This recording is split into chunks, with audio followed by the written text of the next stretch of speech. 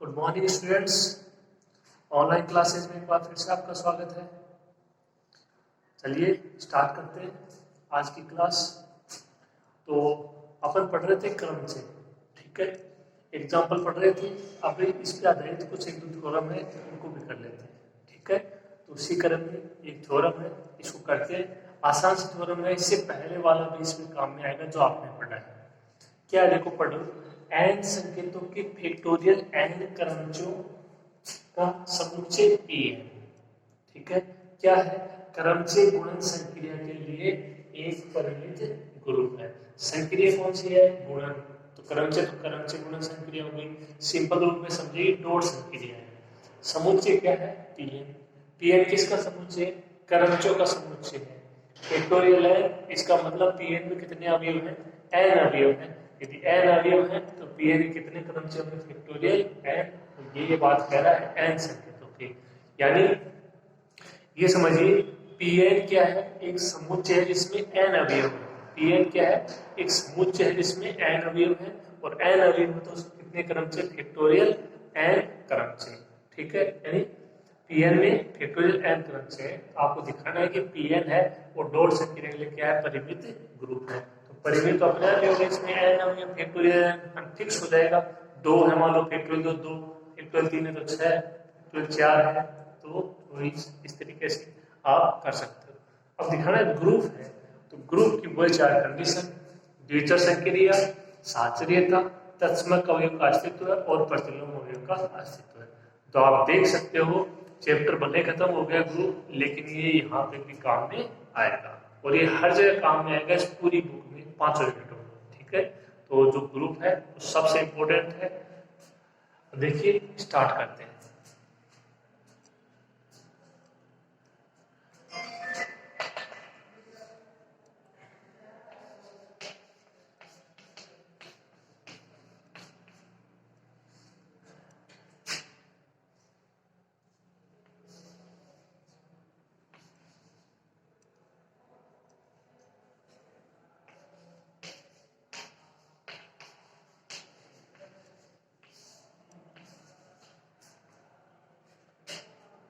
pn समुच्चय है किसका? फैक्टोरियल n क्रमचयों का। तो फैक्टोरियल n इसमें क्रमचय है, उनका समुच्चय कौन? pn, ठीक है। तो सबसे पहली बात तो ये पता होना चाहिए, अपन क्या किसी को ग्रुप दिखाते हैं तो उस समुच्चय में अवयव क्या है। जैसे 1 ओमेगा ओमेगा स्क्वायर, 1 -1 आइटा -1, इस तरीके से, ठीक है। तो यहाँ पे अवयव क्या है? इसमें क्रमचय है, इसमें फैक्टोरियल n क्रमचय है। यदि pn में तीन अवयव है तो इसके 6 क्रमचय होंगे। वो कौन कौन से होंगे वो अपने को पता नहीं है, एक एग्जाम्पल के तौर पे आप उसको इस तरीके से समझ सकते हो। यानी pn में क्या है?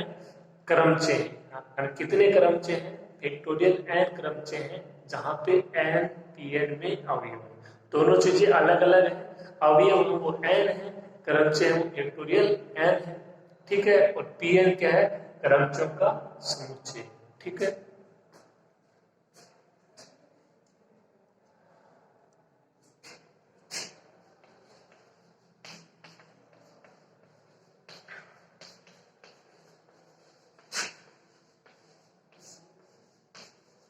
जहां pn में n अवयव है,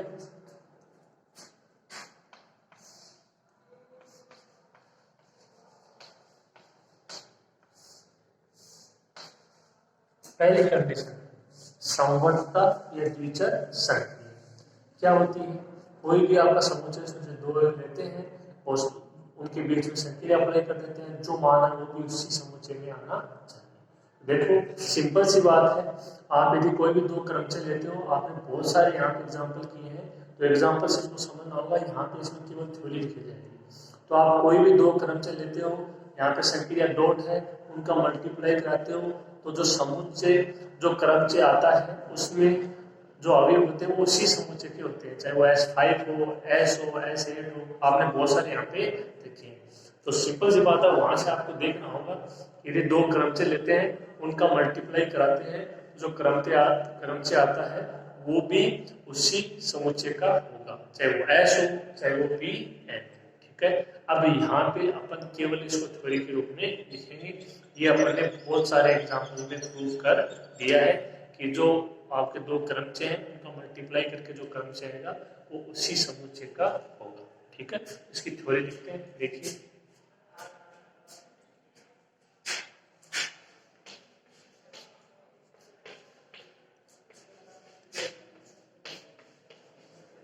यदि f into F G belongs to P N, P N में मतलब एफ और जी के हैं दो क्रमचय, एफ और जी के हैं दो क्रमचय हैं, तो इनका मल्टीप्लाई यानी एफ डॉट जी या एफ जी भी होना चाहिए किसमें, पी एन। ठीक है, और ये अपन अच्छे से दे सकते हैं क्योंकि यहाँ पे थ्योरम है तो इसको लैंग्वेज के रूप में आपको लिखना पड़ेगा, एग्जाम्पल आप इसमें अप्लाई नहीं कर सकते। ओके,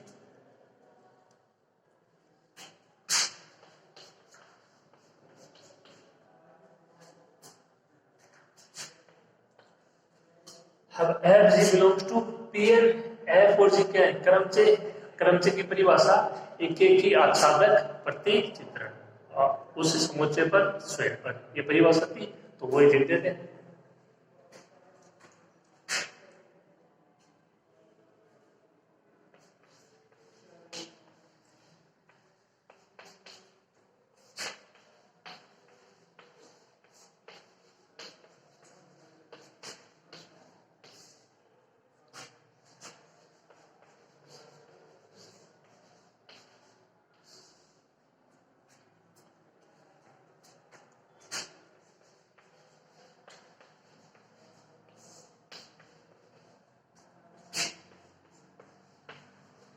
तो एफ और जी क्रमचय मतलब ये क्रमचय की परिभाषा लिखी है कि एफ और जी क्या है, दो एक एक ही आच्छादक प्रतिचित्रण है, यानी क्रमचय है किस पर, समुच्चय पीएन पर। समुच्चय पीएन के तो है क्रमचय, ये परिभाषा लिखी अपन ने किसकी, क्रमचय की। ठीक है इतना।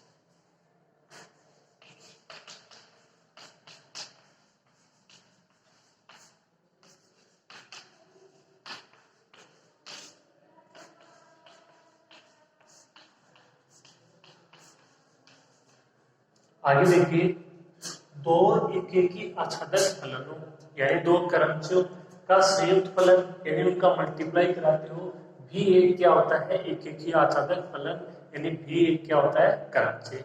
सिंपल रूप में क्या है कि दो क्रमचयों का गुणन भी एक क्रमचय ही होता है। दो एक एक ही आच्छादक फलनों का संयुक्त फलन भी एक एक ही आच्छादक फलन होगा। ठीक है,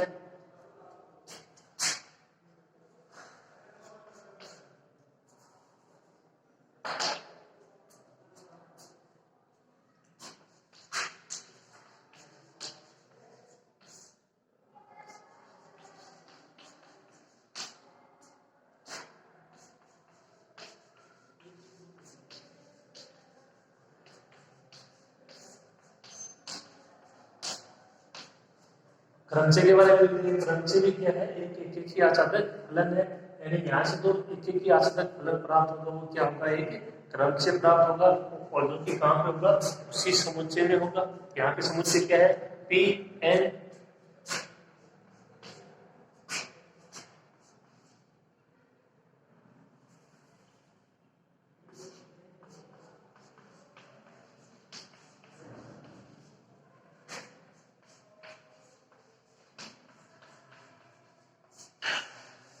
और F G belongs to P N, this implies F dot G belongs to P N.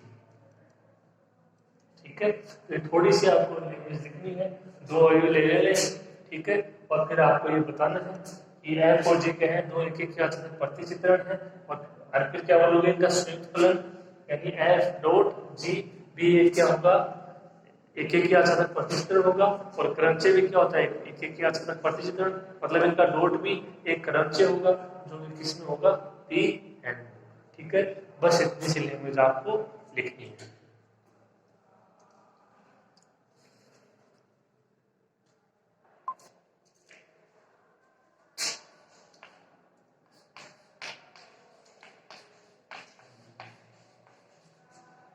दूसरी कंडीशन साचर्यता।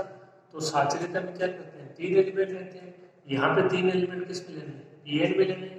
पीएन में क्या है, क्रमचय, तो तीन क्रमचय ले लिए एफ जी एच। ठीक है, यहाँ से आपको करना क्या है कि देखो एफ इंटू जी एक साथ, फिर एच अलग, इसी प्रकार एफ अलग, जी और एच एक साथ। तो इस तरीके से आप कोई भी तीन क्रमचय लीजिए, उनका अलग अलग मल्टीप्लाई कराइए, मान है वो आपको समान ही मिलेगा। ठीक है, तो यहाँ पे अपन एग्जाम्पल लिख नहीं सकते, वही बात, अपन को इसको थ्योरी के रूप में लिखना पड़ेगा।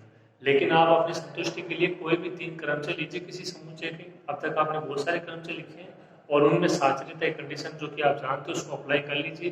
देखिए कि एलएचएस है और आरएचएस है वो बराबर आती है या नहीं आती है। ठीक है, तो for F G H belongs to P N,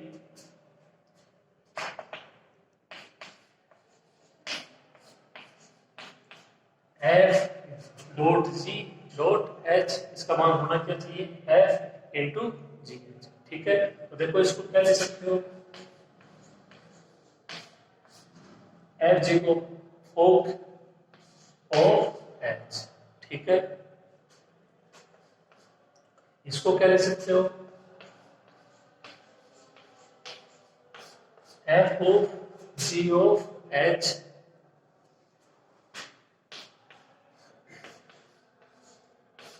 इसको क्या ले सकते हो, जी ऑफ एच,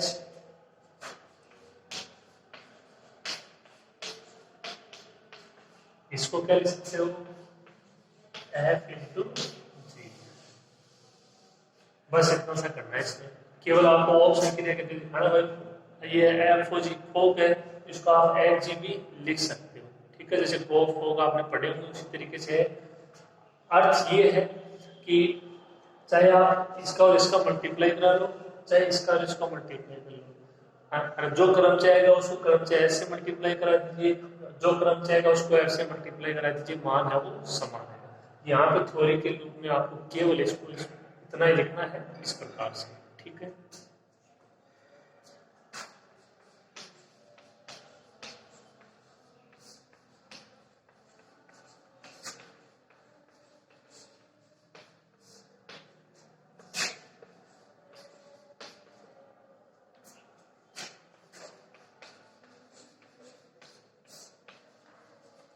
क्रम से गुण संक्रिय पीएन में सातरी,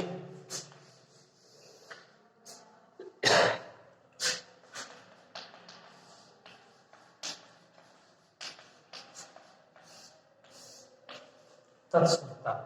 तत्समता में क्या करते हैं, कोई एक एलिमेंट लेते हैं, यहाँ पे भी कोई एक क्रमचय ले लेते हैं, और F belongs to P N. अब तत्सम क्रम से देखो आई होता है, आपको मैंने बता दिया इसमें एग्जाम्पल जब करवाए हैं।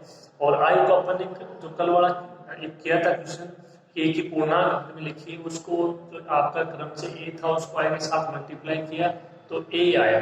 ठीक है, तो वहां से कंडीशन अपनी प्रूफ होती है कि एफ इंटू आई करते हो तो एफ आएगा, आई इंटू एफ करते हो तो एफ ही आएगा। ठीक है, अब इसको केवल यहाँ पे थ्योरी के रूप में लिखना है।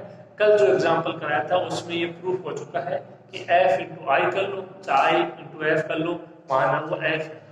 जो कल वाला समुच्चय था उसमें आपने किया था ए इंटू आई, और वहां पे मान आया था ए आया था। ठीक है, तो वहां से देख लेना ये तस्मा का कंडीशन है, ये सेटिस्फाई होती है। ठीक है,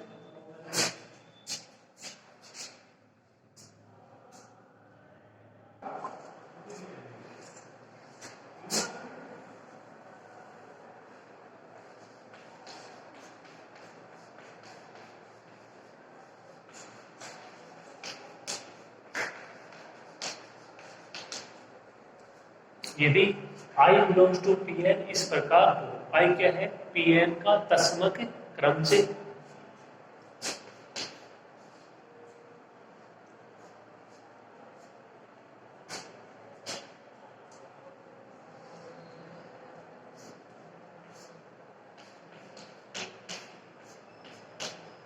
एफ ओ आई, ठीक है, क्रमचय गुणन संक्रिया।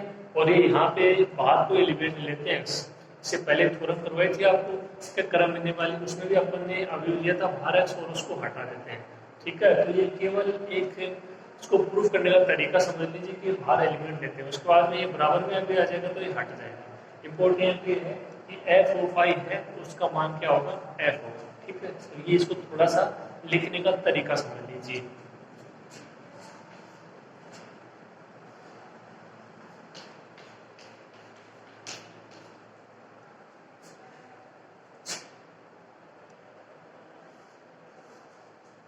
एफ ओ इसको लिख दिया आई एक्साई,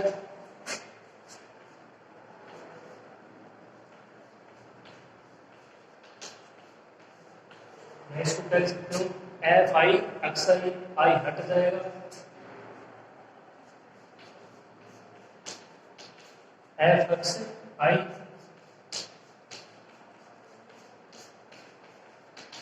क्या आया, F O phi X I is equal to F X I. यही अपने को दिखाना था।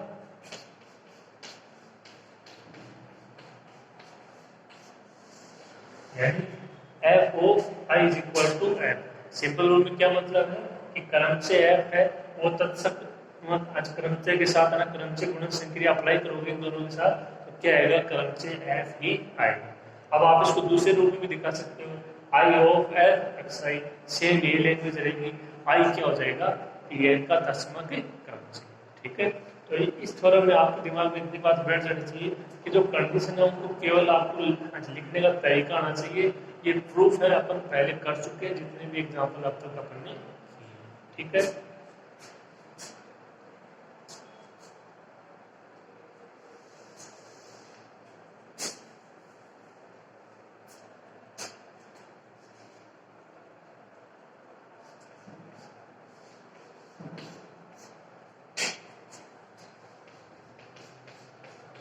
इसका दूसरा पार्ट ले लेते हैं, आई ओ एफ एक्स आई,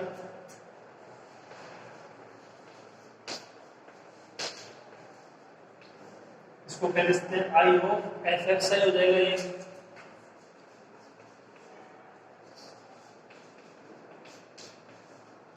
या I into F X I और आई के साथ मल्टीप्लाई करोगे तो वही F X I, X I हट जाएगा,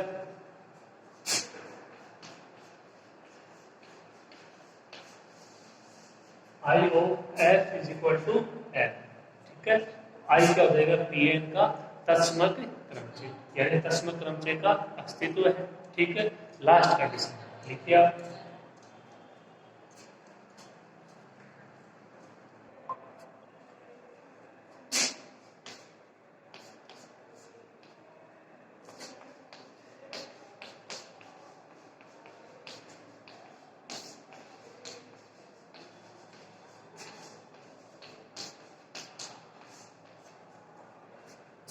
आई क्या हो जाएगा, पी एन का तत्समक क्रमचय, ठीक है।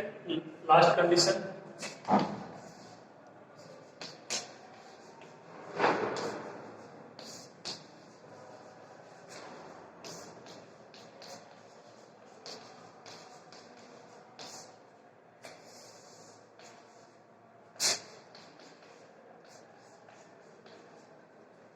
और F belongs to P N. देखिए एफ है तो उसका प्रतिलोम आपको बता चुके हैं मेरी भाषा में, एफ इनवर्स। एफ इनवर्स को लिखना भी बता चुके हैं, ठीक है। और यदि एफ इनवर्स को आप लिखते हो तो वो भी होगा किसमें, पी एन में ही होगा, ठीक है। देखिए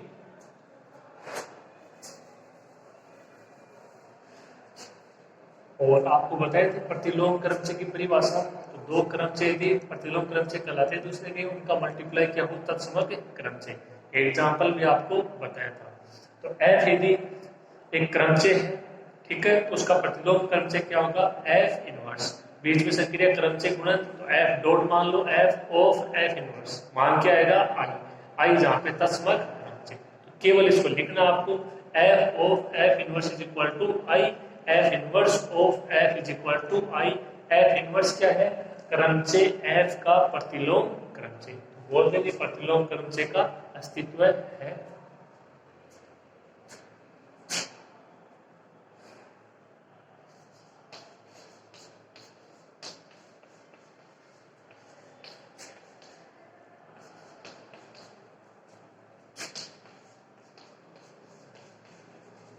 यदि F बिलोंग्स टू Pn है तो F इनवर्स बिलोंग्स टू भी क्या होगा, Pn होगा।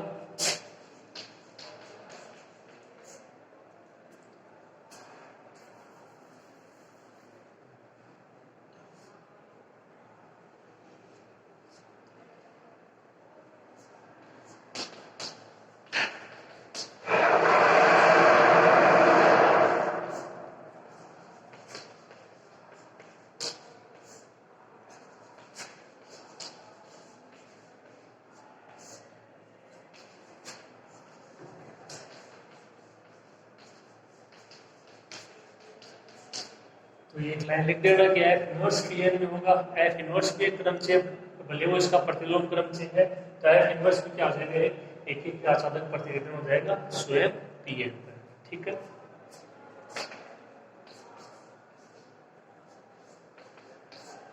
वही तरीका F ऑफ F इनवर्स साथ में और ले लिया IXI, इसको क्या ले सकते हो,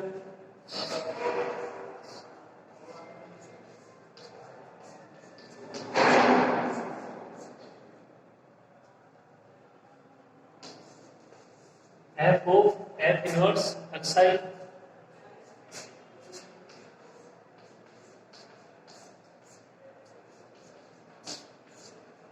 F of into F inverse XI, इसका मान I XI, इसका मान I XI। ठीक है इतना,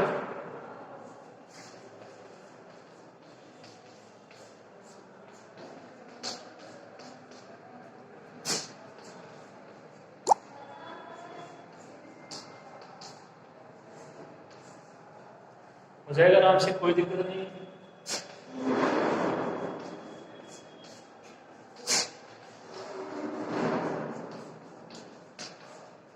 IXI, इसका मतलब F इनवर्स क्या हो जाएगा, जो आपका Pn समुच्चय है उसका प्रतिलोम क्रमचय, कौन से क्रमचय का, F का।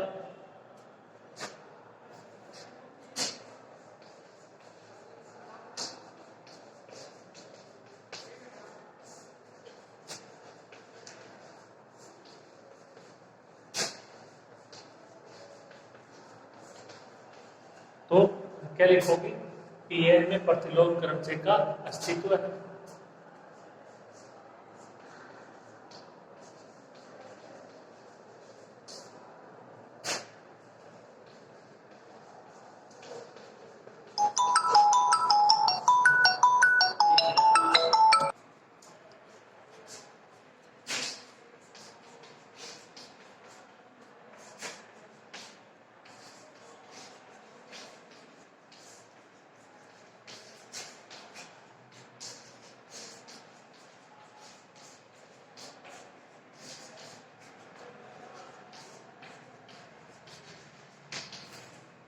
तो Pn क्रमचय गुणनफल के लिए परिमित ग्रुप है जिसकी कोटि क्या है, फैक्टोरियल n।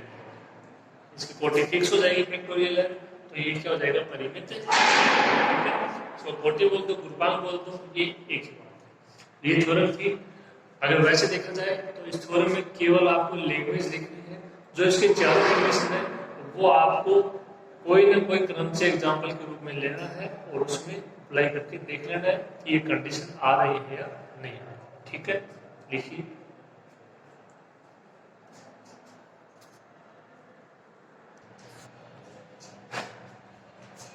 देखिए अगला एग्जाम्पल,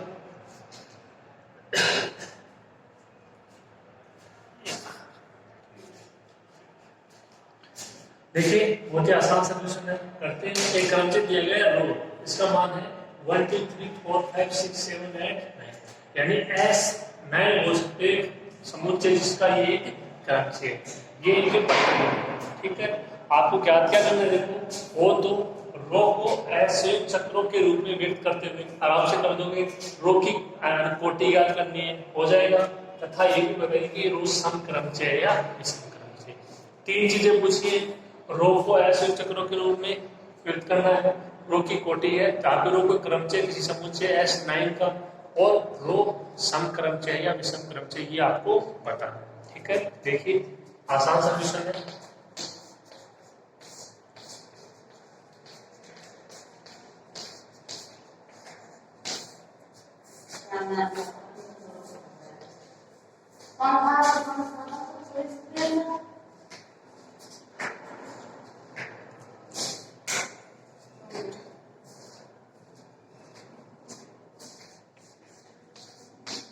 तो देखिए सबसे पहले इसको असंयुक्त चक्रों के रूप में व्यक्त करते हैं। कहां से स्टार्ट करेंगे?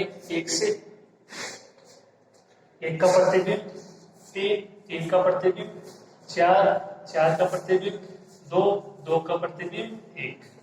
ये असंयुक्त चक्कर है वो यहीं पे समाप्त हो जाएगा। 1 3 4 2। अब देखो 1 2 3 4 कहां से स्टार्ट हो जाएगा? 5 से। दूसरा असंयुक्त चक्कर, 5 का प्रतिबिंब, 8, 8 का प्रतिबिंब, 7, 7 का प्रतिबिंब, 9, 9 का प्रतिबिंब, 5। ये असंयुक्त चक्कर यहीं पे समाप्त हो जाएगा। और कौन सा अवयव रहा? 6 रहा।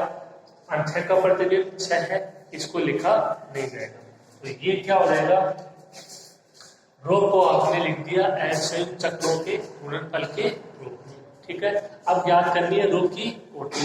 तो रो की कोटि का मैंने आपको बताया था क्रमचय की कोटि परिभाषा लिखवा की। ठीक है, एक तो था n की power n is equal to i। एक तरीका और बताया था कि f के असंयुक्त चक्रों की लंबाई का एलसीएम। ठीक है, ये हो गए f के असंयुक्त चक्र।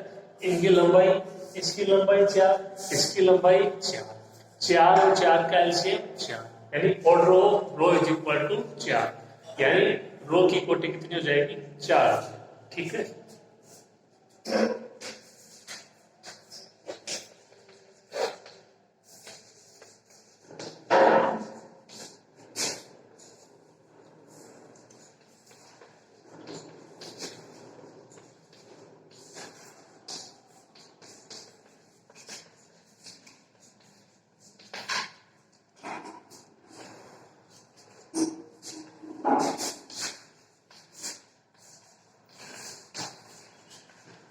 जो कि रो को असंयुक्त चक्रों के रूप में व्यक्त करता है। देखिए इसको,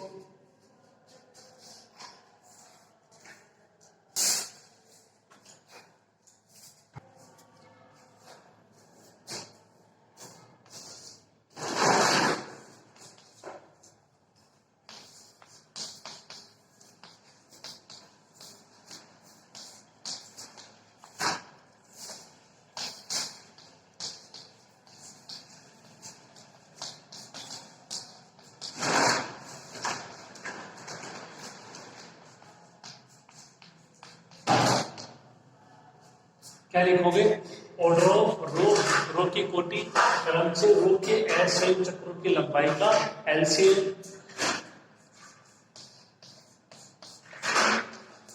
इसकी लंबाई 4, इसकी लंबाई 4,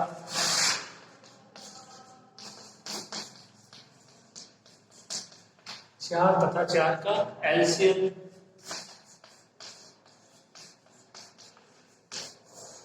और रो इज इक्वल टू 4। तीसरी कंडीशन आपको बताना है कि रो है वो एक समक्रमचय है या विषमक्रमचय। तो समक्रमचय और विषमक्रमचय की परिभाषा मैंने आपको बताई थी कि कोई भी क्रमचय है तो उसको आपको लिखना है पक्षांतरों के गुणनफल के रूप में। उससे पहले उसको लिखना है असंयुक्त चक्रों के गुणनफल के रूप में। असंयुक्त चक्र है अपने पास, इनको अपन पक्षांतरों के गुणनफल के रूप में लिख लेते। इसके बाद में पक्षांतरों की संख्या काउंट कर लेंगे। यदि संख्या सम है तो समक्रमचय, विषम है तो विषमक्रमचय। तो इसको देखो कैसे लिखोगे? 1 2 1 4 1 3। इसको कैसे लिखोगे? 5 9 5 7 5 8। इस असंयुक्त चक्र को भी पक्षांतरों के रूप में लिख दिया, इस असंयुक्त चक्र को भी पक्षांतरों के रूप में लिख दिया। पक्षांतरों की संख्या काउंट कीजिए, 1 2 3 4 5 6।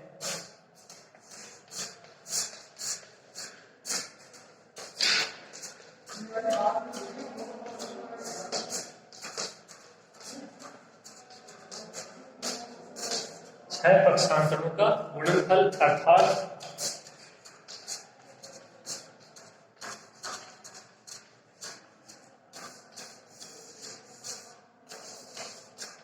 रो है वो क्या है, एक समक्रमचय। रो क्या है, एक समक्रमचय। ठीक है, तो ये सिंपल एग्जांपल आप इनको आसानी से कर सकते हो। आज की क्लास में इतना ही, बाकी अगली क्लास में।